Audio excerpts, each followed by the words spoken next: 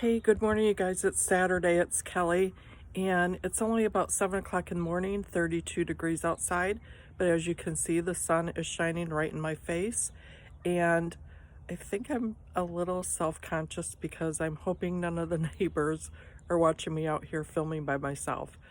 But anyway, 32 degrees in the spring feels different than 32 degrees fall going into winter. So 32 degrees in the spring coming out with the sunshine feels like spring is in the air here in Wisconsin. So this is what I thought I would do. I'm standing outside by my front door and I feel spring in the air. So I thought a lot of the snow has melted, and I thought I would take you with me walking around the yard to see how it fared through the winter, and I'll kind of show you. I thought it would be a really good before to show you what everything looks like after the snow has melted and we've gone through the winter. And then, we're going to be spending a lot of time outside.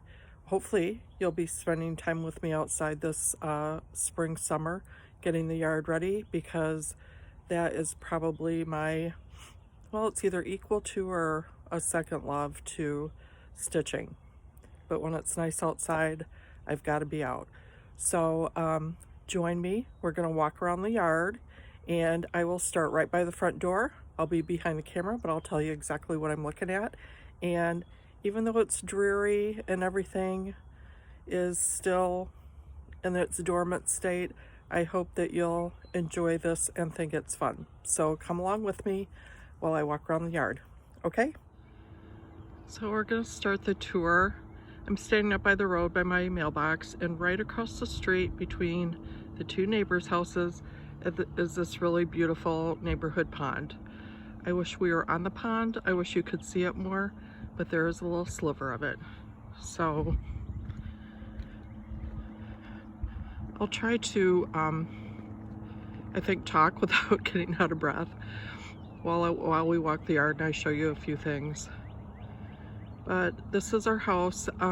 Jim and I will be in here 6 years, the end of May. And I think I told you before, when we walk around, I'll show you, and you'll see more as things start to bloom. But Jim and I put in all these trees and bushes. There's over 200. And I'll just show you now, because when it starts to bloom, see, now I'm not going to be able to remember what everything is, but we did 3 wild, are they not wild? I think they're cherry.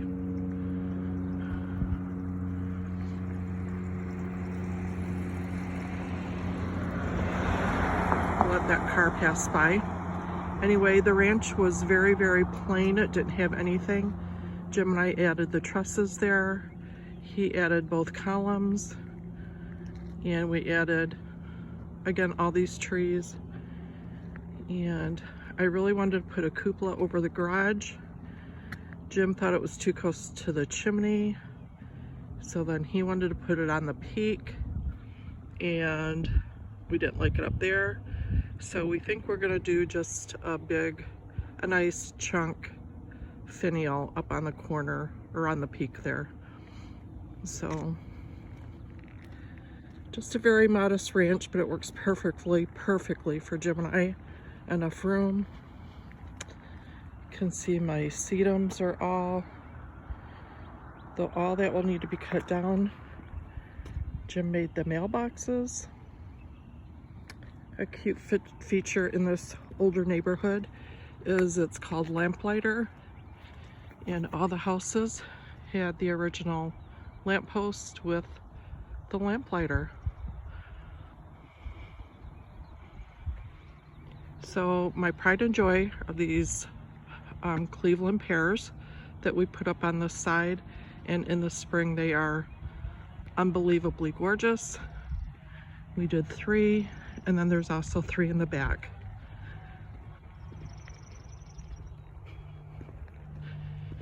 In lieu of having to put up outdoor garage lighting, there was none. We just hung up the lanterns and put solar candles in there, and I love how it looks at night. Look how sad everything looks. These big spheres, you see them wrought iron. They're kind of pricey. And last year, they flanked the garage. Last year, oh, can you hear the airplane? Last year I bought huge embroidery hoops on Joann Fabrics, and I spray painted them. They're probably gonna need some touch up. And Jim drilled a hole through the top with a little screw and nut, and we made spheres. They made it okay through the winter. I was wondering, because I did not treat them at all for the winter. This year when I take them out, I will spray paint them again and then treat them with something.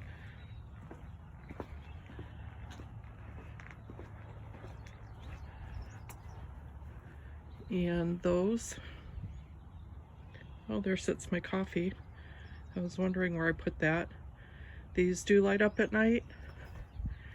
And which way do I want to take you? I just want to check out the grapevine. We put this in when we moved in. This was the old original gas light that doesn't work anymore. And coming up around it will be irises, Russian sage, and my grapevine. I'm just gonna take you over on this side while we're here. The ugly, ugly drainage pipe. This is the side that hasn't gotten too much attention. I started last year during COVID. I edged all that. You can see it's gonna need new mulch and be edged again. And put in that hoop and that big Virginia creeper. It does cover the pipes and goes over. Didn't do too bad. It's leaning a little. I'll have to redo that. Jim did all the white trim. Big chunky, there was nothing there.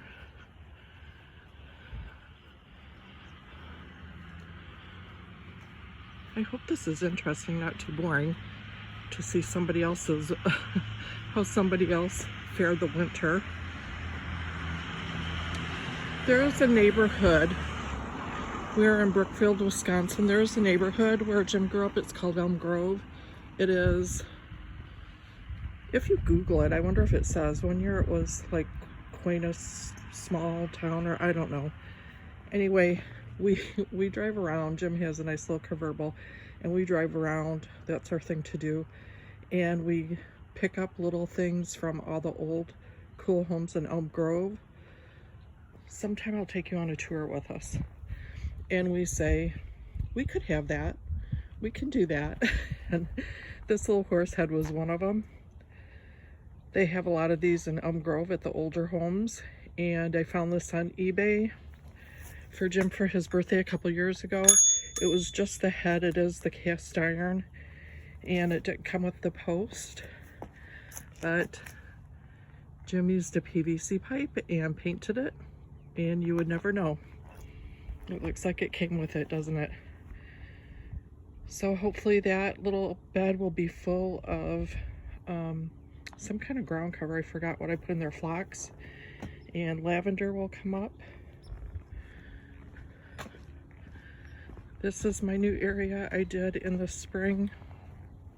I dug all that out. And that's a red Japanese maple. I found the Wisconsin Adirondack chair on Facebook Marketplace. Really, really, really cheap. I had to paint it. I can see I'm gonna have to do another coat. I brought it home and Jim said that is so ugly. And I said, I'm gonna put it in the front yard, and I bet we got a lot of comments. And do you know, like within that first week, even that first weekend, I had like 4 or 5 people yell at me while they were walking around the neighborhood that they loved the chair. And I even had a girl stick a little, Jim goes, you got a love note in the mailbox, and she was saying how much she loved the chair and wanted to know where I got it.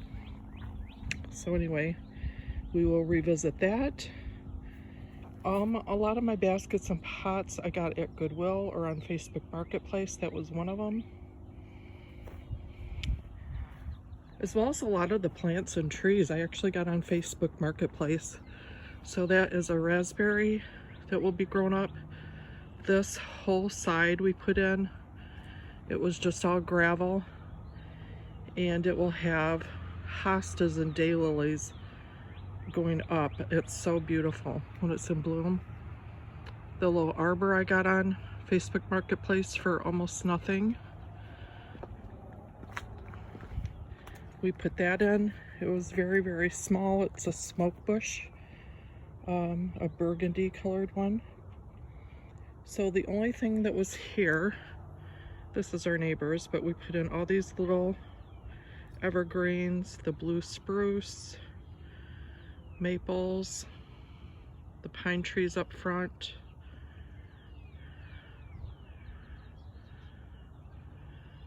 I don't know if you guys are like that, but, and because I moved around so much, I never ever got to see anything grow or come to fruition the way I wanted it to look. I always have worked on the house and the yard, no matter where we lived, but I always had to move.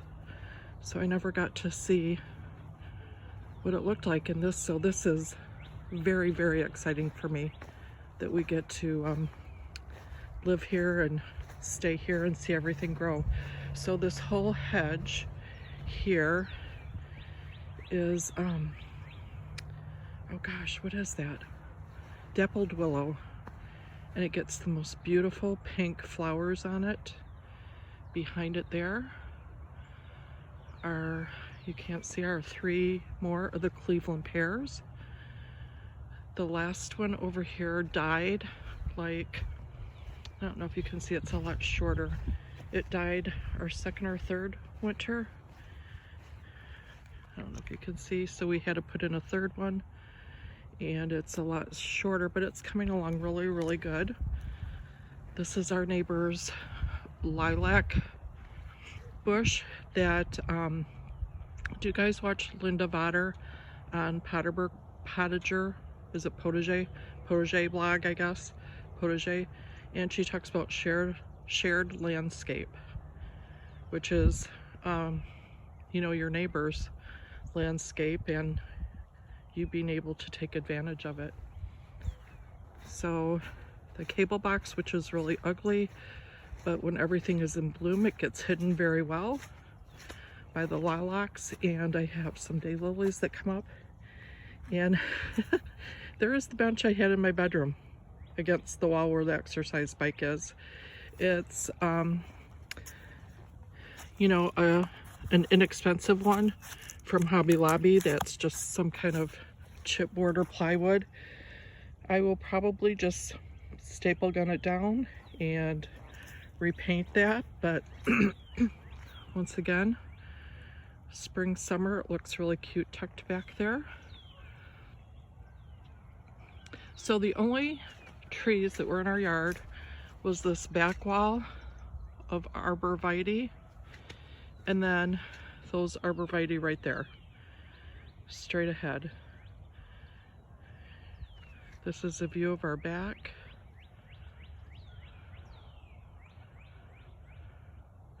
So it's a very, very nice, wide, deep yard. That's what drew us here. Gosh, you guys, listen to the birds and that, look at that blue sky. That's almost as good. Well, it is better than floss and fabric, I guess, because this is all God made for us to enjoy. All my red twig dogwoods that will come along here. So our idea, this berm was just grass. That was a big project. You know, Jim and I are not spring chickens, and we've done all this ourselves. So some big, huge forsythia that we put in. And I mean, we just want to be surrounded by trees and blush, and that was our attempt. As you go down, you can see how the arborvitae get very, very spare and a lot smaller. This beautiful, gorgeous thing right here is a black walnut. Those are black walnuts. That's one neighbor. This is our other back neighbor. Black walnuts, those are a little bit farther away, but a lot of things don't grow by the black walnuts. We had to Google and really find out what could grow, and even then, they don't grow as tall or as big. So Jim's gonna put more arborvitae in here this year.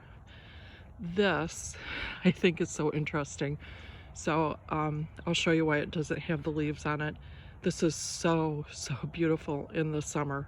This is an eastern redbud.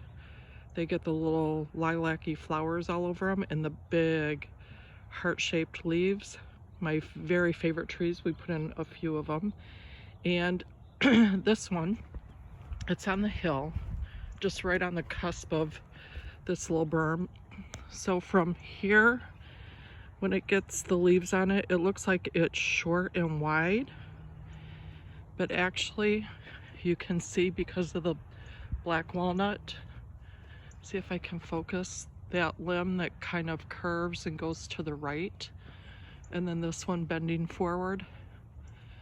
The tree did not grow straight because of the black walnut above it. I think it's reaching for the sun and trying to stay away from the black walnut. So it reaches forward and kind of changed the way the tree is supposed to grow when it's full of leaves. It's kind of my baby. It looks so pretty. So back here, it looks like a poor thing. It's beautiful, beautiful in the spring and summer.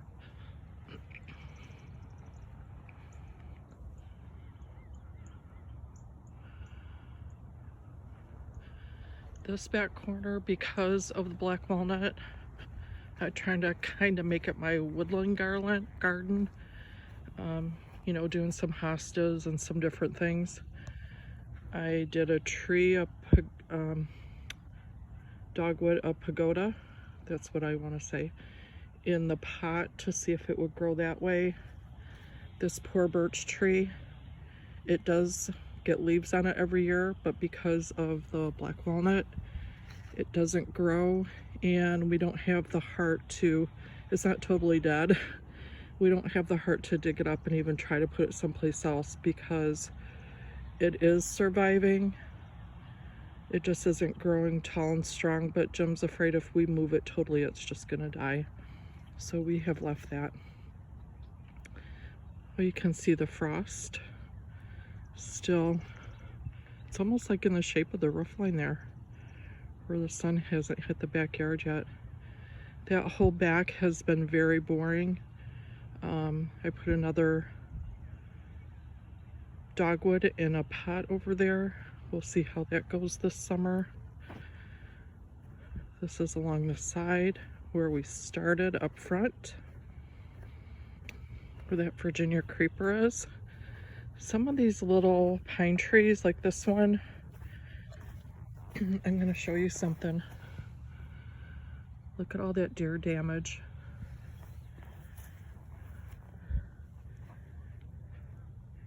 I'm sure Jim hasn't seen that yet.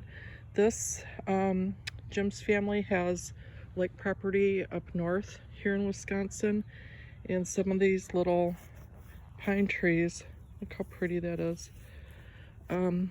We brought as little teeny saplings, I guess, from up there, and those as well.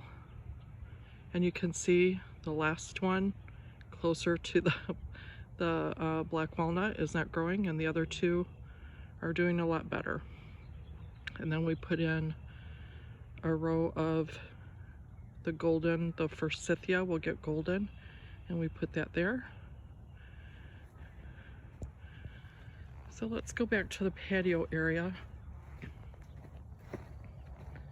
So all this will have to be. So that is a magnolia we put in. And my little, I have a big, the air conditioner will get painted this year. And the whole back patio. I started putting in some flagstone. The arbor we also got on Facebook Marketplace, and it does have fairy lights on it. And on each corner we put a wisteria that is growing very slowly. And just to help cover it this year, we're going to put in three grapevine, because 3 of the posts actually hit the yard, and then the 4th one is in a pot, and I don't want to disrupt that wisteria there that's in that pot.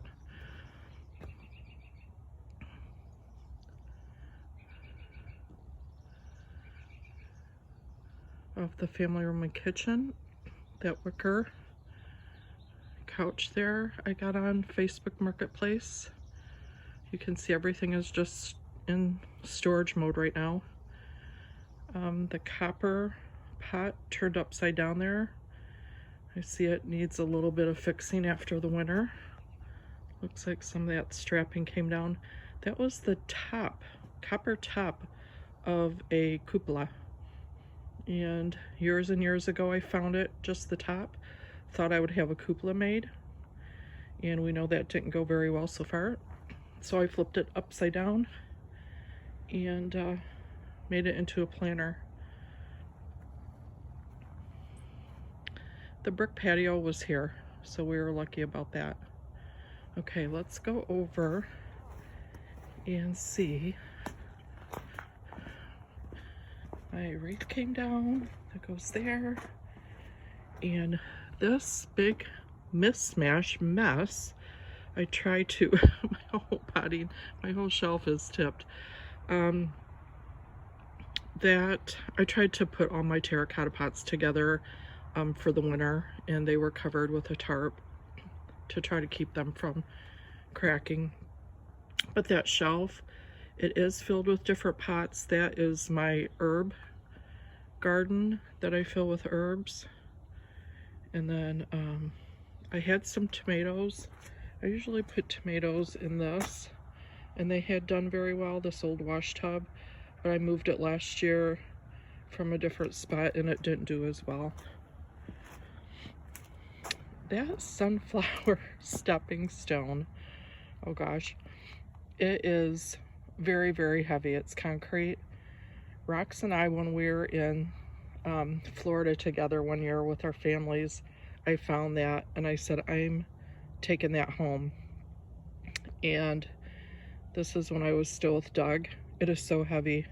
And of course he was not happy about it. And he said, if you want that, then you're taking it home. I was so determined. I carried that thing on the plane. That was back in the day when things were different in the airports, but I carried that by myself on the plane home, and it has moved with me every single move and has not cracked or broken, knock on wood. And that's one of my prized possessions, and every time I look at it, it reminds me of Rox. So, hey guys, I think this concludes. I'm hoping this whole thing will upload anyway. My copper rain chain. This will conclude. We'll stop right here. The tour. Jim's calling me. Hold, please. So we'll conclude the tour, and as things start to spring and sprout, we will revisit the yard.